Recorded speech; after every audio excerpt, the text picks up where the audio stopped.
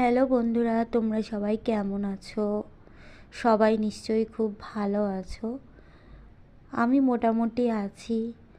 আর নানান চাপের মধ্যে আমাকে থাকতে হয়। বাড়ির অনেক চাপ থাকে, বাড়িতে মাথায় অনেক চাপ থাকে, তাই নিয়ে থাকতে হয়। একটা কথা তোমাদের বলার আছে, আমি কোনো দিন কারো খারাপ চাইনি। ক্ষতি করা তো দূরের কথা, কারোর কোনো দিন খারাপ হোক বা কেউ খারাপ থাকুক সেটা আমি চাইনি। অতি বড় শত্রু, যে আমার শত্রু, মানে যে আমার খারাপ চায়, তারও আমি বলি ভগবানের কাছে, ঠাকুর তাদের ভালো রাখো। আর আমি যদি কোনো খারাপ কাজ করি তাহলে তুমি আমাকে শাস্তি দিও।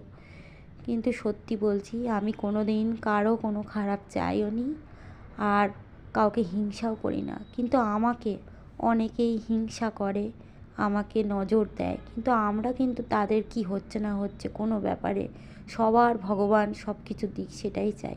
কেন যে আমাদের এরকম নজর দেয় লোকে জানি না। যাই হোক, নজর বা লোকের খারাপ করার জন্য আমাদের সময়টা খুবই খারাপ যাচ্ছে এখন। তবে আমি এই সময়টাকে আবার আমি ঠিক করে নিয়ে যাব আশা রাখছি, কারণ আমি ঈশ্বরকে বিশ্বাস করি, ভগবানকে বিশ্বাস করি, সৎ পথে থাকি আর সৎভাবে চলার চেষ্টা করি। আজ আমার মা মন্দিরে, আমাদের এখানকার সিদ্ধেশ্বরী মায়ের মন্দিরে পুজো দিয়েছে, খুব জাগ্রত মন্দির। আমার ছেলের নামে একটা মানসিক ছিল, সেই পুজোটাই দেওয়া হলো। তোমরা সবাই ভালো থেকো, সুস্থ থাকো, মায়ের কাছে এই প্রার্থনা।